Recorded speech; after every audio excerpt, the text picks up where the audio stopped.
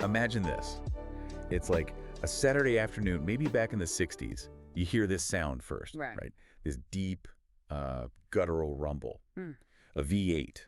Yeah. And the sun hits it all chrome and curves. It's just visceral. It really is. And for listeners who, like getting right to the point, those aha moments, that's exactly what we're aiming for in this deep dive. The golden age of American muscle cars. Exactly. It's an era that, well, it still holds this fascination, doesn't it? These aren't just lumps of metal. There's a certain power there. Right. And this dive, it's based on exploring that unstoppable allure. It's not just about, how fast they went. No. We're digging into why they became such a huge part of the American scene, and I think there might be a few surprises in there. Okay, I like the sound of that. Yeah. So our mission today, let's say, is to kind of get under the hood, beyond the nostalgia, and really understand what fueled this obsession America had with these automotive beasts. You saw one and you just knew. You absolutely knew. So when did this whole horsepower thing really ignite? What time frame are we talking about here? Primarily, you're looking at the late 1950s, maybe kicking off then, but really hitting its stride through the 1960s and into the early 70s. Okay.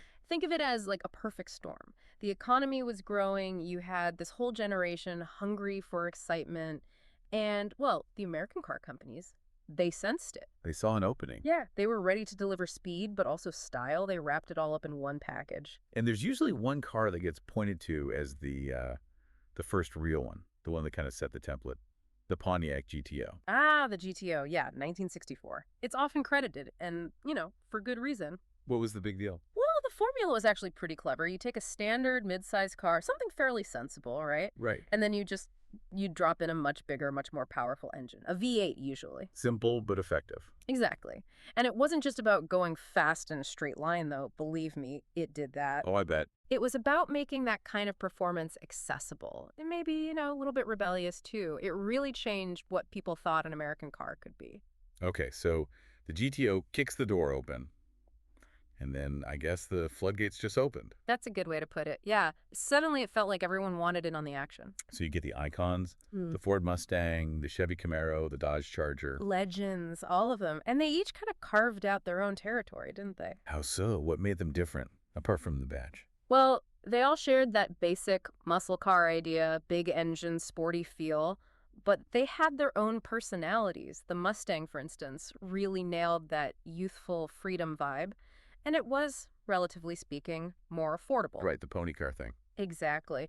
The Camaro, though, that was Chevy's answer, often seen as a bit more refined, maybe better handling to go with the power, a direct GTO competitor. Okay.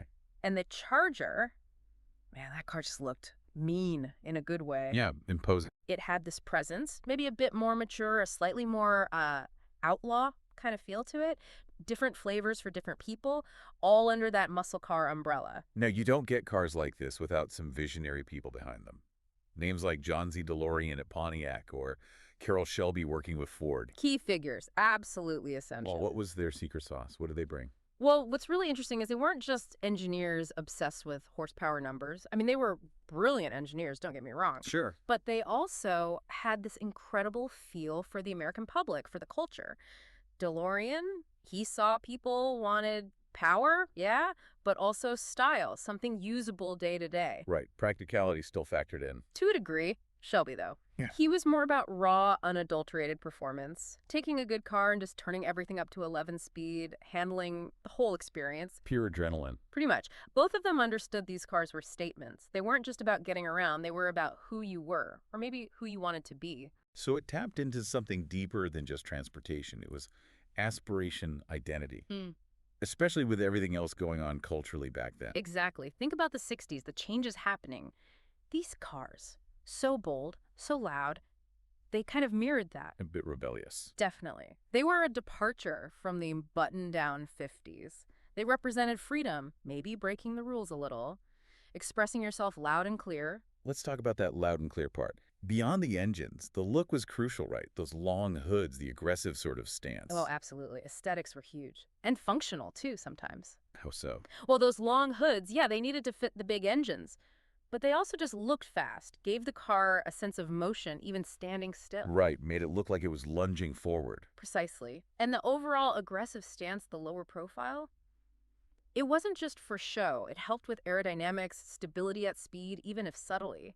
But mostly, it was about projecting power visually. And then there's the sound, that V8 rumble we talked about. It's iconic. It's unmistakable, isn't it? That sound wasn't an accident. It was engineered. You mean deliberately tuned? To an extent, yes. The engine displacement, those big block V8s, the design of the exhaust manifolds, the mufflers, even the camshaft, it all played a part in creating that specific deep, throaty growl. Wow. It was a core part of the experience. It wasn't just noise, it was like the car's voice. Even at idle, it sounded powerful, ready to go, a symphony of controlled explosions, really. It's funny how much people then wanted to tweak them even further. That whole personalization thing, performance packages, stripe, scoop. Oh yeah, that was massive. The manufacturers leaned into it. Buying a muscle car wasn't just picking a model, it was choosing your options. Like building your own dream machine. Kind of. You could get different engine tunes, suspension upgrades, performance tires. Those were the performance packages. And then the visual stuff, racing stripes, hood scoops, spoilers, mag wheels. Making it unique. Exactly, making it yours. It was about expressing your individual taste. You can definitely see the roots of today's huge aftermarket tuning and customization scene right there. Absolutely. If you connect the dots, that desire to personalize your ride, make it stand out, make it reflect you.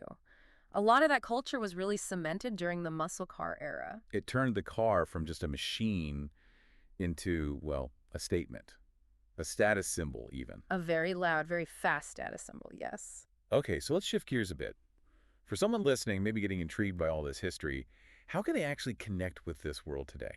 Experience a bit of it. That's a great point. It's not just history locked away in books. The easiest way, go to a car show or a swap meet. See them in the metal. Yeah. Talk to the owners. You'll find they love sharing stories. Swap meets are amazing too. You can find rare parts, memorabilia, just soak in the atmosphere. What about joining clubs? Definitely. Muscle car clubs are fantastic for community. You get organized drives, tech workshops, shared knowledge. It's a great way to learn and connect with people who share that passion. And for the really ambitious, restoration, getting your hands dirty. Ah, the restoration project. It can be incredibly fulfilling, like bringing history back to life. But it sounds like a massive undertaking. It absolutely is. Patience is key, lots of it, and attention to detail.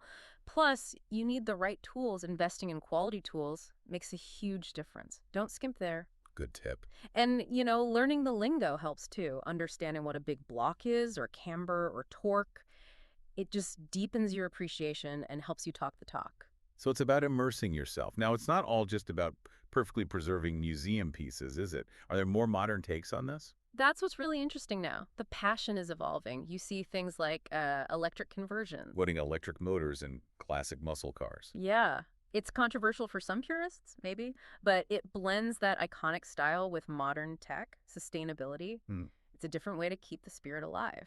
Interesting. What else? And don't underestimate the online world. Forums, social media groups, they're incredible resources now. You can find advice, source parts, connect with enthusiasts, literally anywhere on the planet. The community's gone global. So looking back at the whole era, summing it up, it was clearly more than just a blip in car history. What's the lasting legacy? I think the real takeaway is that the muscle car era was this unique cultural phenomenon. The cars were amazing, sure, engineering marvels in their own right. Right. But they symbolize so much more.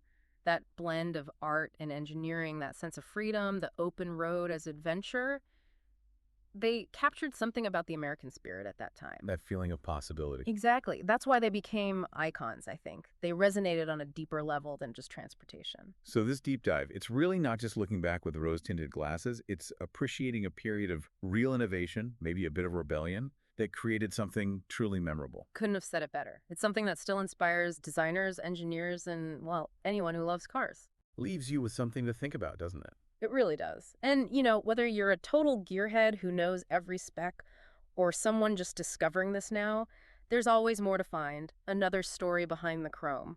A world that keeps on giving. Maybe next time you hear that V8 rumble, you'll hear a bit more of the history behind it. Yeah, it's an ongoing story, really. The story of power, style, and that call of the open road.